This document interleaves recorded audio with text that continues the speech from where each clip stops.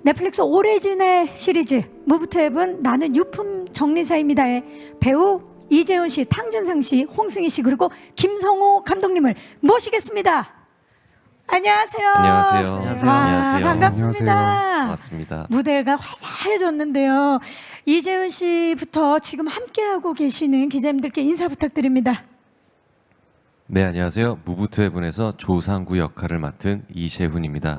오늘 만나서 너무너무 반갑고 즐거운 시간 보냈으면 좋겠습니다. 반갑습니다. 탕준상 씨. 안녕하세요. 무브 투 헤븐에서 한 구루 역할을 맡은 탕준상입니다. 만나서 반갑습니다. 승희 씨. 안녕하세요. 무브 투 헤븐에서 윤나무 역을 맡은 홍승희입니다. 반갑습니다. 김성호 감독님. 네, 안녕하세요. 무브 투 헤븐 연출을 했던 김성호입니다. 반갑습니다. 네, 반갑습니다.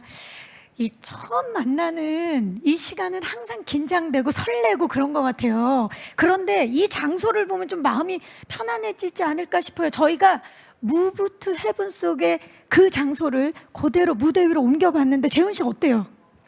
아, 너무 깨끗하게 잘 정돈이 되어 있고 네, 살고 싶잖아요. 그렇죠. 근데 제가 맡은 조상구 역할은 여기를 굉장히 많이 또 헤집어 놓을 거예요. 네, 여기 바닥에서 막 뒹굴고 먹다가 막 쓰레기도 막 아무데나 던지고 한마디로 그냥 아수라장을 만들 것 같은. 네, 이런 이야기를 어쩜 이렇게 부드러운 목소리로 아수라장을 만든다는 얘기를 어떻게 이렇게 부드러운 목소리로 이럴 거예요? 아유 그렇습니다. 네.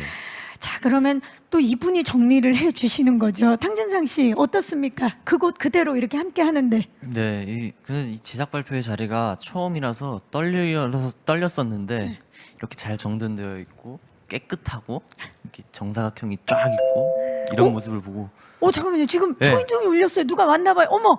아, 저희 직원입니다. 아. 예, 어서 제가 오세요. 고용했습니다. 예. 아, 반갑습니다. 와 주셔서 감사합니다. 네.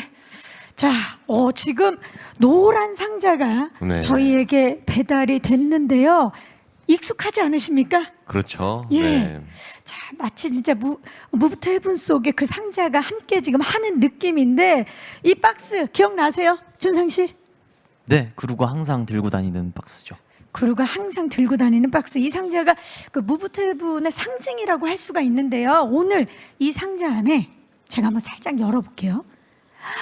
상자 안에는 무브 투 헤븐 속에 여러분들과 뗄래야 뗄 수 없는 소품들이 가득 지금 들어 있습니다. 네. 이 소품들은 잠시 후에 저희가 하나씩 만나보면서 이야기를 나눠볼 거고요. 일단 재훈 씨, 네. 무브 투 헤븐이라는 게 정확히 무엇인지 작품 소개를 좀 해주세요. 작품 소개는 감독님께 드리고 싶습니다. 아, 좋습니다. 네. 갑자기. 자, 그러면 무브 투 헤븐 이 작품 소개 감독님께 여쭙겠습니다. 네, 유품 정리 업체 혹은 유품 정리를 하는 분들이 계세요.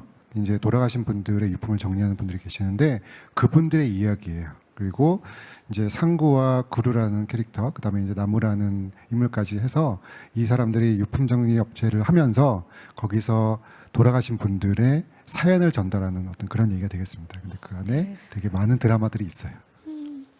짧게 들어도 마음이 좀 따뜻해지는 네. 그런 느낌인데 아, 정리 잘 됐다. 네. 이재훈 씨 지금 대단한 패스였어요. 네. 예, 감독님이 해주셨고 당황했어요, 저도. 네. 그렇다면 탕준상 씨께 여쭐게요. 왜냐면 이 유품 정리사라는 이 직업이 어떻게 보면 생소할 수 있거든요. 보시는 분들에게 정확히 네. 어떤 직업인지 소개를 좀 부탁드릴게요. 유품 정리사라는 직업은요, 이제 생전에 이제 죽은 분, 돌아가신 분께서 이제 생전에 사용했던 물건들이나 이런 고인이 남기신 물건들을 이렇게 정리를 해서 이제 유족분들 또는 지인분들께 이렇게 전해드리는 그런 일을 하는 직업입니다. 맞아요. 이 사실 그 물건만 정리해서 전달하는 게 아니라 그 물건과 함께 그분의 사연과 마음을 동시에 전달하는 직업이라 정말 의미 있고 따뜻하지 않나라는 생각이 드는데 그렇다면 그분들이 전하는 이야기 어떤 이야기인지 궁금하시죠? 저희가 짧게 보실 수 있는 예고편을 준비해 봤습니다. 만나보시죠. 너무 좋네요. 무브 투 헤븐 나는 유품 정리사입니다. 예고편 함께 보고 오셨는데 예고편이 끝날 때쯤에 탕준상 씨와 제가 눈이 마주쳤거든요. 근데 준상 씨가 너무 좋아요라고. 좀 어떤 마음이에요, 준상 씨? 아 그냥 촬영했던 일들이 생각이 나고 해서 저는 개인적으로 예, 너무 좋다고 말씀. 좀 약간 눈가가 촉촉해지셨는데 재훈 씨는 어떠세요? 아 이렇게 또 예고편을 보니까 제가 무부투해분의 이제 시나리오를 읽었을 때의 기억이 막 나면서 그때 그 느낌. 가슴이 막 이렇게 또 벅차오르면서 막 좀 눈시울이 뜨거워져서 그걸 빨리 좀 누그러뜨리라고 좀 혼났어요 순간. 그래서 빨리 이 작품이 여러분들께 선보여졌으면 하는 마음이 더욱 더 커진 것 같아요 예고편을 보니까. 이틀만 기다려 주세요. 네. 무부트 해분이 우리 무부트 하트 마음이 움직이는 그런 진짜 작품인 것 같은데요. 좋은데요. 두 분이 펼칠 그 이야기들이 어떻게 전개가 될지 무척 궁금하면서 세 분의 캐릭터가 더더욱 궁금해졌어요. 자, 빨리 이 노란 상자 안에 있는 이 소품들을 보면서 이야기를 한번 나눠보도록 하겠습니다. 자, 먼저 가장 눈에 먼저 띄는 소품이 초록색 점퍼인데요. 오, 네. 자, 이 점퍼 상구의 상구의 의상 아닙니까? 네. 제가 맡은 이 조상구 캐릭터가 굉장히 좀 지저분하고 더럽고 잘 씻지도 않으면서 근데 갑자기 일어나셔가지고 아니 괜찮습니다. 예예. 홈쇼핑 같아 갑자기. 소개를 지금 굉장히 잘 어울리는데요. 네, 잘 어울리죠. 예. 네. 어떨 때 입으면 된가요? 조상구 캐릭터를 설명해 줄 수 있는 가장 쉬운 의상인데 그냥 이 야상 하나 딱 걸치면은 그냥 어디든 가도 사람들이 뭔가 약간 좀 뭐야? 약간 쉽게 좀, 못 건드리는. 못 건드리고 좀 피하고 싶은 그런 뭔가 또 위장막이 있는 또 느낌. 그래서 촬영할 때 이 의상을 똑같은 의상은 아니지만 이런 분위기의 의상을 매번 입고 다니면서 조상구에 흠뻑 취해서 다녔던 기억이 납니다. 이 상구의 착붙 의상. 맞아요. 이 의상 죄송합니다. 이 의상만 보면 상구가 저절로 떠오르는. 네네. 좀 더 능글맞아지면서 거칠어지고, 막 사람들 그냥 막 함부로 깔보는 막 이런, 지금 상구에 대한 인물 소개를 해주신 거죠. 그러네요. 지금 표정도 상구가 됐는데 지금 감독님께서 너무나 흐뭇하게 보고 계시거든요. 감독님, 이 조상구 역에 왜 이재훈이었나요? 네, 저는 원래 이재훈 씨 팬이고요. 네. 꼭 정말 작품 한번 해보려고 그렇게 마음을 먹고 있던 차에 조상구라는 너무 좋은 캐릭터를 만난 거예요. 사실 어느 배우도 탐낼 만한 그런 시리즈. 캐릭터거든요. 그래서 재훈 씨가 분명히 이거를 정말 잘할 수 있을 거라고 생각했었고요. 네. 그런 부분을 실제로 어쨌든 같이 작업하면서 되게 좋은 것들을 많이 봤던 그런 기억이 나는 것 같아요. 그러면 촬영하시면서도 어떤 장면에서 이재훈이 아니고 조상구다 이런 느낌을 받으셨을 때가 많았을 것 같아요. 그 상구가 사실은 극 중에서 나오는 인물 캐릭터 중에 좀 남모르는 비밀이 있어요. 그 비밀을 이제 드라마를 보시면 아마 아실 텐데 실제로 그 드라마에서 나타나는 조상구의 다른 면을 봤을 적에 정말 깜짝 놀래요. 그거는 이제 외모에서부터 그런 부분들이 확 달라지는 게 있어서 그거를 약간 정말 포인트로 잡고 싶어요. 정말 나중에 봤을 적에 깜짝 놀랄 수 있게. 지금 근데 정말 현실로 행복해하세요 감독님의 표정이. 정말, 너무 기대되고 있습니다. 왜냐하면 시청자 190여 개국의 시청자 여러분들이 깜짝 놀랄 그 모습을 상상하시니까 감독님께서 너무 행복하신 것 같아요. 정말 기대하셔도 좋을 것 같습니다. 기대하셔도 좋을 것 같습니다. 네. 그래서 저는 이 작품을 찍을 때 외적인 모습을 이제 조상구처럼 계속 하고 다녔어야 되는데 주위 사람들이 저를 굉장히 기피했어요. 뭐 이렇게 왜 저러고 다녀? 평소랑 너무 다르니까. 평소랑 너무 다르고 좀 이런 외적인 모습이 정말 친해지고 싶지 않은 그런 모습이었는데 그런 모습을 이 무부트 해분을 통해서 보여드리면서 그리고 이 인물이 어떻게 변화하고 잘 스며드는지를 또 여러분들께서 보시는 관전 포인트가 되지 않을까 싶습니다. 네, 좋습니다. 그런 면에서 다음 소품도 이재훈 씨와 이 소품 하실 거예요. 상구와는 정말 잘 어울리는 글러브입니다. 글러브. 네. 야, 글러브 상구에게 어떤 의미인지 얘기 좀 해주세요. 네, 조상구라는 인물이 현재 또 불법 격투기 선수를 뛰고 있고 또 과거에는 또 복싱 선수였었는데 그거를 통해서 또 돈을 벌고 그냥 자기 몸을 함부로 막 이렇게 쓰면서 거칠게 사는 인물이죠. 그래서 이런 터프하고 굉장히 거친 면모를 이런 이종 격투기의 스포츠를 통해서 조상구라는 인물을 또 표현을 할 수 있었던 것 같아요. 네. 네. 소중한 걸 잃고 이제 격투기에 뛰어든 상구가 네. 무부투해분에 합류하게 되면서 좀 변화되는 과정을 작품에서 볼 수 있지 않을까라는 기대가 되거든요. 어떻습니까? 맞아요. 세상을 보는 관점이 굉장히 부정적이고 그리고 과연 이 세상을 사는 사람들에 대한 따뜻한 온정을 충분히 느끼지 못한 채 정말 외롭게 자라왔었고 앞으로도 살 거라는 생각을 했지만 무부투해분의 이제 그루와 나무를 만나면서 그리고 사람들의 사연을 함께 만나면서 그들의 이야기를 들으며 변해가는 그 상구의 모습이 보시는 우리 시청자분들로 하여금 그런 공감대를 많이 끌어낼 수 있지 않을까 그런 생각이 드는 것 같아요.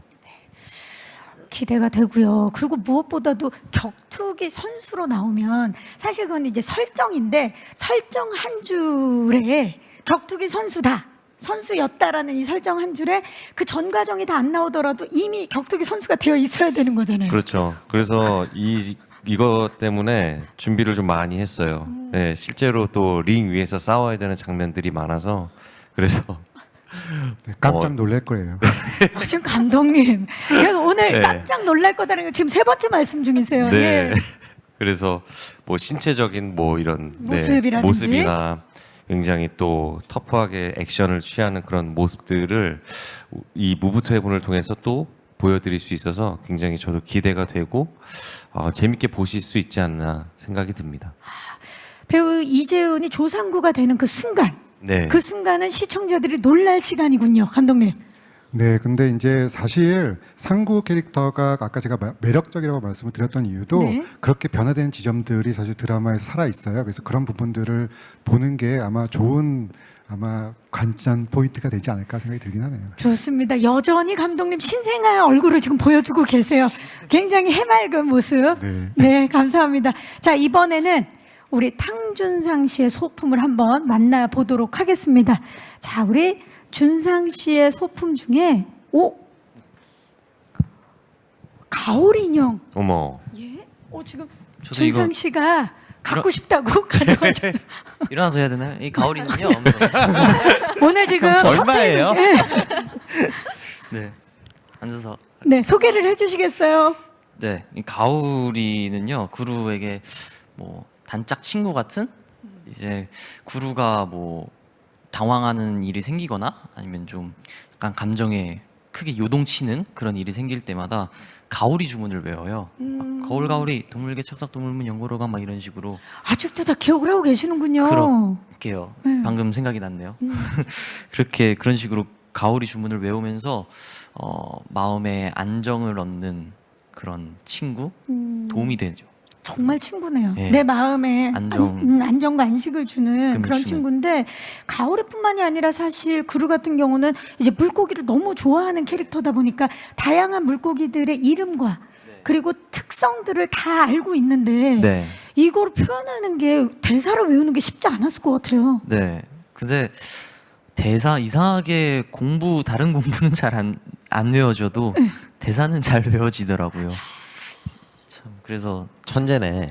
천재는 아니고 좀 많이 여러 번 연습을 해서 외우고 또 읽고 해서 왜냐면 우리가 쉽게 접할 수 있는 우리가 아는 물고기들이 아닌 네. 굉장히 생소한 물고기들 이름들이 많이 나올 네. 거라 진짜 쉽지 않았을 것 같아요. 네, 또 그 물고기의 세부 정보들을 이렇게 쭉 나열하는 대사들이어서 근데 진짜 어렵거든요. 저는 못했을 거예요. 근데 그거를 해내는 우리 준상 씨의 모습을 보면서 제가 현장에서 굉장히 많이 감탄했었던 것 같아요.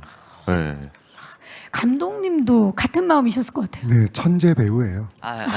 대사 외우는 게 이 가오리 사실은 이렇게 얘기하는 거가 일종의 대사를 굉장히 길게 하는 건데 저희가 원테이크로 간 장면들이 있거든요.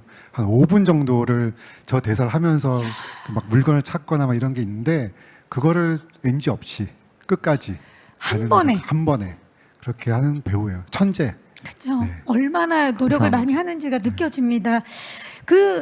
이 구루 같은 경우는 아스퍼거 증후군을 가진 캐릭터인데 특별히 신경 썼던 부분들이 있을 것 같아요. 왜냐하면 준비를 하시면서 감독님과 대화도 많이 나누셨을 것 같고 뭐 사전에 많이 공부를 했을 것 같은데 어떠신가요?